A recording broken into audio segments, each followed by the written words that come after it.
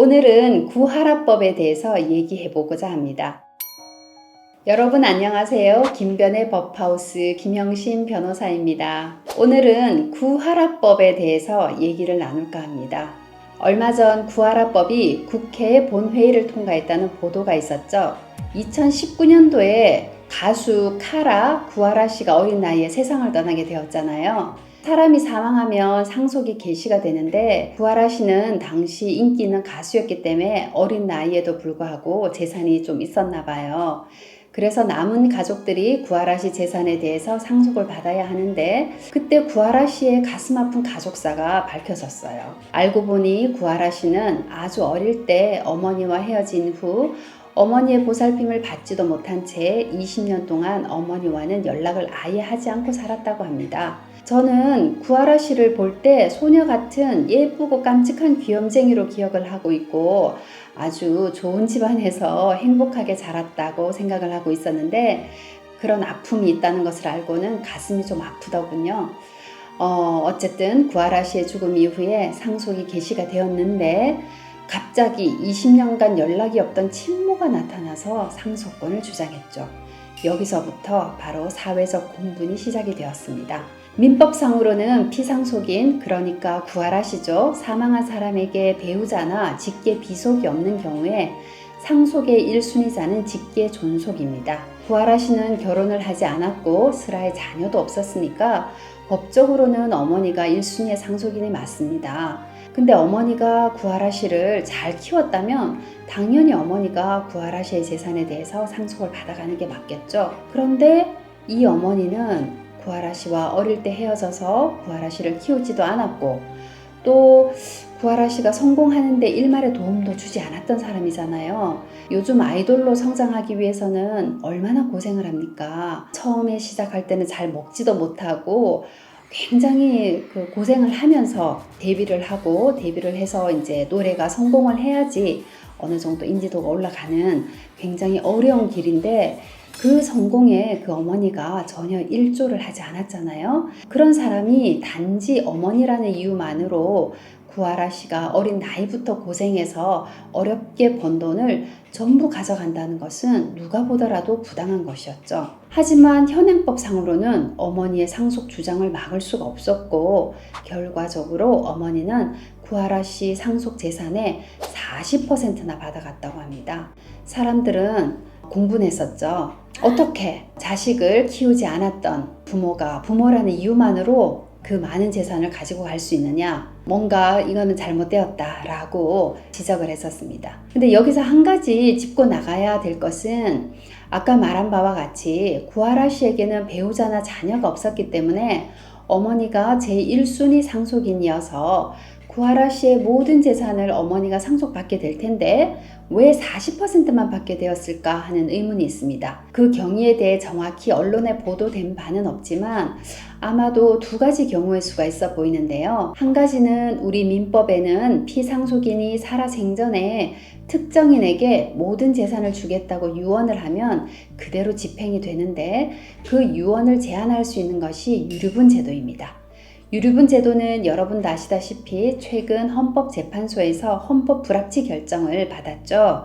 그래서 아마도 조만간 개정이 될 것이지만 어쨌든 현재는 유류분 제도에 의해서 어머니가 받을 상속 재산의 2분의 1 범위 내에서는 권리를 주장할 수가 있습니다.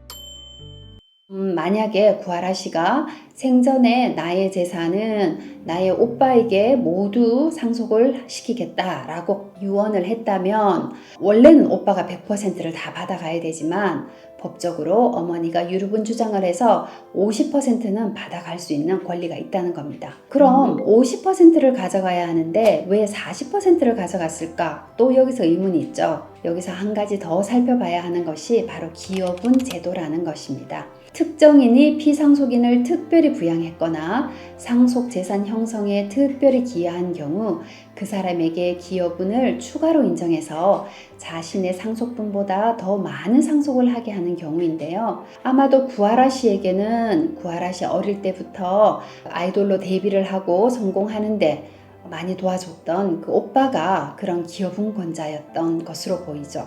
그래서 만일 구하라 씨 오빠가 가정법원에 기여분 주장을 했다면 아마도 가정법원은 그 기여분 주장을 받아들여질 여지가 높아 보였습니다. 아마도 그런 연유로 어머니가 100%가 아닌 40%만 상속받게 된 것이 아닌가 싶긴 하네요. 그런데 100%에서 40%로 낮아졌긴 해도 40%만 해도 상당한 돈이지 않습니까?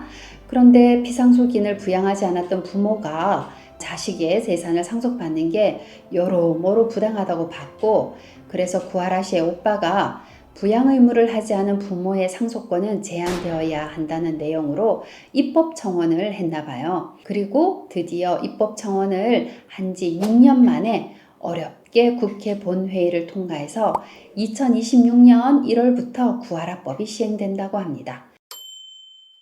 구하라법의 주된 내용은 부양 의무를 다하지 않은 부모가 상속받지 못하게 하는 상속권 상실 선고 제도를 도입한 것인데요. 피상속인이 유언으로 누구누구에게는 상속을 하지 않겠습니다 라고 하거나, 혹은 피상속인의 그런 유언이 없더라도 공동상속인이 저분은 피상속인을 부양하지 않았던 사람입니다 하고 가정법원에 청구를 하면 가정법원이 심리를 거쳐서 상속권 상실 선고를 하게 됩니다. 우리 법에서 규정한 상속권 상실 조건은 3가지인데요. 첫 번째는 부양 의무를 중대하게 위반하거나, 구하라 씨 같은 경우이죠.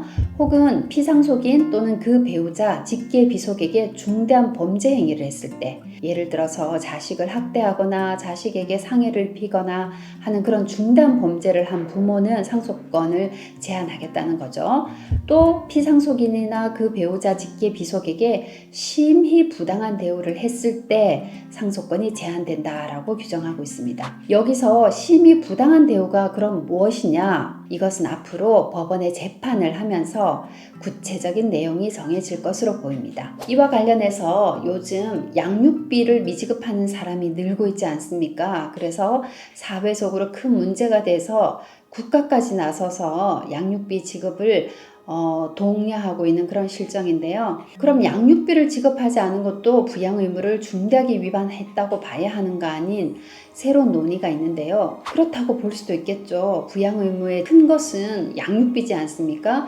양육비를 전혀 지급하지 않았다면 부양 의무를 소홀히 했다고 봐야 되겠죠. 그런데 그게 과연 상속권을 상실시킬 만큼 부양 의무를 중대하게 위반했다고 봐야 하는가?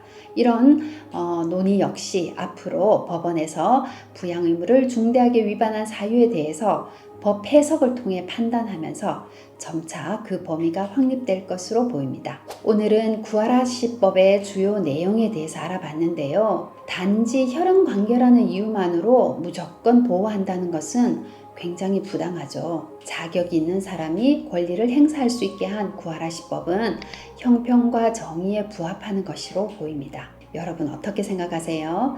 도움이 되셨다면 좋아요, 구독, 알림 설정 부탁드릴게요. 김변의 법하우스였습니다.